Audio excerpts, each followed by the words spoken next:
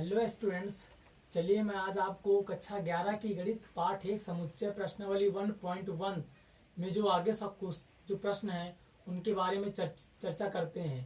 तो देखते हैं प्रश्न नंबर जो 2 आपका कह रहा है, माना ए बराबर 1 2 3 4 5 6 रिक्त स्थानों में उपयुक्त प्रतीक बिलोंग टू अथवा नॉट बिलोंग टू भरिए। तो बिलोंग टू क्या होता है और नॉट बिलोंग टू क्या होते हैं, इनका पहले जानते हैं ये क्या होते हैं, इनका उपयोग कैसे करेंगे। तो देखिए, जैसे मान लेते हैं कि ए बराबर 2 बी बराबर 2 3। अगर मैं ये कह दूं आपसे कि ए और बी में बिलोंग के द्वारा संबंध बताइए, बिलोंग की सहायता से संबंध बताइए, तो आप इस तरीके से कह सकते हैं कि बी कि ए बिलोंग टू बी।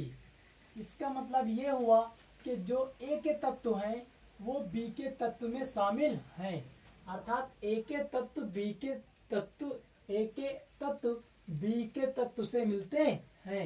जब अगर ए के तत्व बी के तत्व से मिले या अवयव से मिले तब बिलोंग टू लगता है। अगर इसी को हम कह दें कि ए बराबर 0 बी बराबर 2 3। अब अगर आपसे हम कह दें कि ए और बी में बिलोंग या नॉट बिलोंग भरिए, तो आप ये कर देंगे यहाँ पर कि A not belong B, not belong B, A not belong B. इसका अर्थ ये हो जाएगा कि जो ए के अवयव हैं वे बी में नहीं है, जो ए के अवयव है वे बी में नहीं है। तो बिलोंग का मतलब होता है कि इसके अवयव उसमें उपस्थित हो, इसके अवयव उसमें उपस्थित हो, अर्थात एक किसी के अवयव दूसरे अवयव में उपस्थित हो। जो समुच्चय जो 2 सेट होते हैं तो एक सेट के अवयव दूसरे सेट में उपस्थित हो तो वहां पर बिलोंग लगेगा। अगर एक सेट के अवयव दूसरे सेट में उपस्थित ना हो तो वहां पर नॉट बिलोंग लगता है। तो यहाँ पर देखते हैं पहला क्वेश्चन कह रहा 5 डैश डैश ए, यहाँ पर बिलोंग या नॉट बिलोंग भरना है। तो ये बताइए जो ए बराबर दिया गया 1 2 3 4 5 6, यहाँ कह रहा 5 जो है ये क्या ए से मिल रहा है, इसके बीच में आपको बिलोंग या नॉट बिलोंग भरना। अगर यह अवयव ए में मिल रहा है तो बिलोंग टू भरना है, अगर नहीं मिल रहा तो नॉट बिलोंग टू भरना है। तो ये बताइए 5 ए में मिल रहा है, देखिए ए के मान ये दिए गए हैं तो ए में 5 है, इसका मतलब 5 ये मान ए में मिल रहा है, इसलिए यहाँ पर आप बिलोंग टू भरेंगे। समझ में आ रहा है आप लोगों को? अगर समझ में आ रहा तो इसे लाइक और सब्सक्राइब करें यदि अगर आप इस चैनल पर नए हो तो। देखते हैं अगला क्वेश्चन। इसी में जैसे 8 दिया है और ए दिया है, इसके बीच में बिलोंग टू या नॉट बिलोंग टू चाहिए, इसको भरना या फिर इसको भरना। तो देखिए कि ए के क्या अवयव कौन कौन से, ए के आपके हैं 1 2 3 4 5 6। तो ये बताइए क्या ए जो ए है जो 8 है आपका, ये ए के अवयव में मिल रहा है, उपस्थित है, नहीं उपस्थित है? ये 8 है जो ए के अवयव है ये 8 उसमें उपस्थित है, इसमें नहीं उपस्थित है, इसलिए यहाँ पर लग जाएगा नॉट बिलोंग ए। समझ में आ रहा है आपको बहुत अच्छी तरीके से?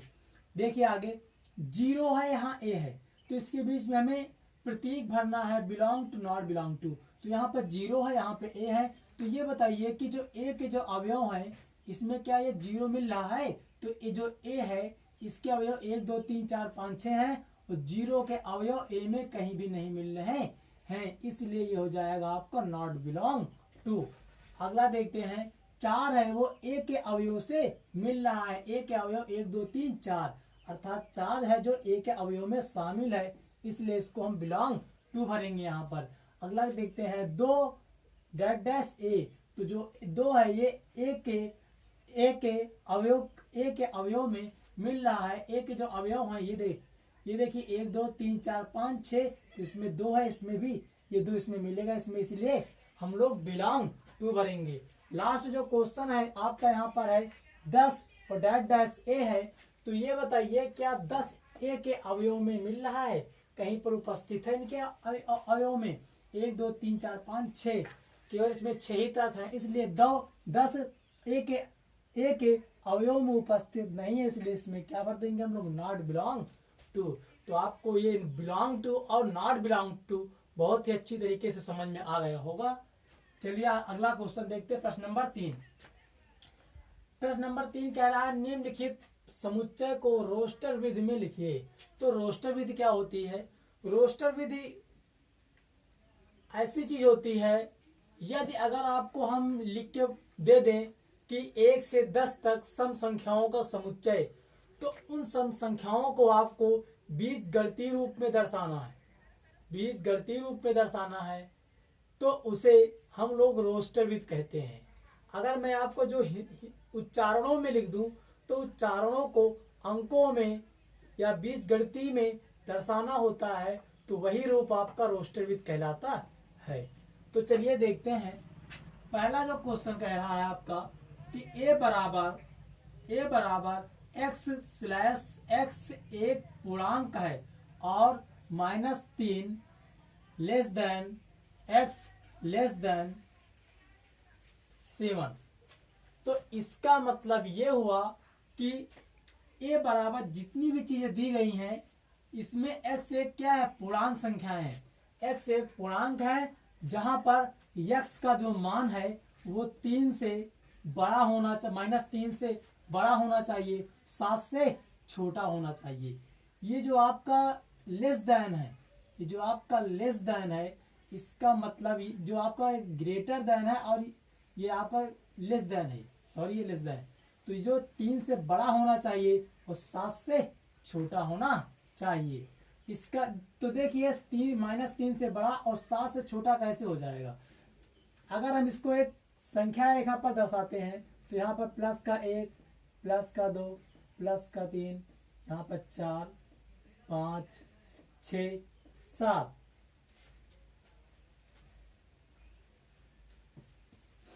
इसमें देखेंगे माइनस का 1, माइनस का 2, माइनस का 3, मैंने इस तरह लिख दिया। तो x का मान -3 से बड़ा, 7 से छोटा, -3 से और 7, यहाँ पर आपका 7 है, 7 के बीच में कितनी संख्या आ रही, ये संख्या आ रही, तो यही इन्हीं के बीच में जो ये संख्या आ रही है, इन्हीं के रूप में हमें दर्शाना है। तो इसका हल इस तरह हो जाएगा, जो कि ये क्या है, पूर्णांक है, तो इसका हल इस तरह हो जाएगा कि a बराबर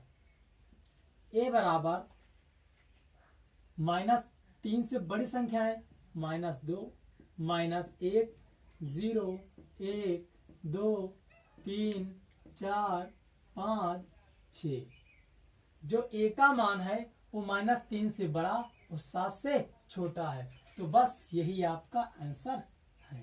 तो आपको समझ में आ गया होगा, जो शब्दों के माध्यम से बताया जाता है उन्हें हम अंकों या गणित के माध्यम के द्वारा लिखते हैं। चलिए देखते हैं अगला क्वेश्चन। b बराबर x/x संख्या 6 से कम एक प्राकृत संख्या है। तो ये शब्दों के माध्यम है, इसको आप अंकों में लिखिए। तो b बराबर x एक 6 से कम एक प्राकृतिक संख्या है। जो x है वो 6 से कम है और एक प्राकृतिक संख्या है। तो ऐसी संख्या जो 6 से कम हो, 6 से कम हो कौन से हो जाएंगे, 1 2 3 4 5 6। तो 6 को छोड़कर 6 से कम ये संख्याएं हैं जो कि ये प्राकृतिक संख्या भी हैं। तो आप इसको इस तरह लिख सकते हैं, 1 2 3 4 5। तो यही आपका आंसर हो जाएगा। ऐसा लिखना है जो ये क्वेश्चन कह रहा उसी का रूप ही लिखना है। तो अगर ये क्वेश्चन दे दे आपको, फिर उसे आप लिख सकते हैं, तो उसे आपको इस प्रकार से संख्या लिखना है। तो उसको गलत नहीं करना, बहुत ही सरल है, बस समझो केवल थोड़ा सा। देखिए अगला सवाल, c बराबर x/x 2 अंकों की ऐसी प्राकृत संख्या जिनके अंकों का योग 8 है। तो यहाँ पर c बराबर आपको 2 अंकों की ऐसी प्राकृत संख्या, आपको 2 अंकों की संख्या ज्ञात करनी है जिनके संख्याओं का योग 8 हो। तो चलिए देखते हैं, सबसे पहले यदि अगर हम एक, इसका कहने का मतलब है जो भी संख्याएं हो दो हों, जो भी संख्या हो पूरी दो हों, अगर उन्हीं संख्या को जोड़ दिया जाए तो उसका योग 8 आ जाए। जैसे इसको हम कह सकते हैं 17। अगर 7 और 1 को जोड़ दिया जाए तो योग कितना आ जाएगा 8। इसके बाद 26, 2 और 6 को जोड़ दिया जाए तो कितना आ जाएगा 8। इसको आप सोचिए। फिर 3 और 5, अगर हम 35 को भी जोड़ दें, 3 और 5, 35 में 3 और 5 को जोड़ दें तो संख्या हमारी 8 हो जाएगी। 4 और 4, अगर 44 में 4 को भी जोड़ेंगे तब भी संख्या 8 होगी। 5 4, सॉरी ये गलत हो जाएगा। 5 3 6 2 7 1 8 0। और भी ऐसी कोई संख्या होगी? ऐसे और संख्याएं 8 0, ठीक, 6 3 5 3। 35 को हम उल्टा कर सकते हैं, 53 हो चुका, 53 हो चुका। चलिए इतनी संख्याएं होंगी। अगर और भी आपको कोई समस्या नहीं है, आप आगे सोच सकते हैं, तो कोई दिक्कत नहीं है। जो प्रश्न कह रहा है उसके हिसाब से मैंने इसको हल कर दिया, तो यही आपका क्या हो जाएगा आंसर। अगला क्वेश्चन देखते हैं। डी बराबर कह रहा x एक अभाज्य है जो संख्या 60 की भाजक है। तो अभाज्य संख्याएं वे होती हैं जो स्वयं के अलावा अन्य किसी संख्याओं से नहीं कटती हैं, एक को छोड़कर, क्योंकि एक ऐसी संख्या है जो सभी को काट देती, सभी संख्याओं को काट देती है। तो एक को छोड़कर वे सभी संख्याएं जो स्वयं के अलावा अन्य संख्याओं से नहीं कटती हैं, वे संख्याएं अभाज्य संख्या कहलाती हैं। जैसे 2 एक सम संख्या भी होती है और एक सम अभाज्य संख्या भी होती है।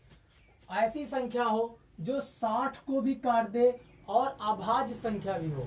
कह रहा एक अभाज्य संख्या है जो 60 संख्या की भाजक है। ऐसी संख्या जो 60 को भी काटे और अभाज्य संख्या 2 हो गया, 2 से भाग करोगे तो 2 तिसाम 60 हो जाएगा। अगर हम 3 से भी भाग करें तो 60 कट जाएगा और 3 एक अभाज्य संख्या है। यदि अगर हम 5 से भी भाग करें तो 5 एक अभाज्य संख्या है और ये 60 को भी काट देगा। चलिए बस इतनी हमारी संख्याएं हैं, तो यही हमारा आंसर हो जाएगा। अगला देखते हैं। ई बराबर ट्रिगोनोमेट्री शब्द के सभी अक्षरों का समुच्चय। तो ई बराबर देखिए, जब आप शब्दों के समुच्चय लिखेंगे तो उस समुच्चय में कोई भी अल्फाबेट या कोई भी नंबर, कोई भी वस्तुएं 2 बार रिपीट नहीं होंगी, हमेशा उस समुच्चय में एक ही बार रिपीट होगी।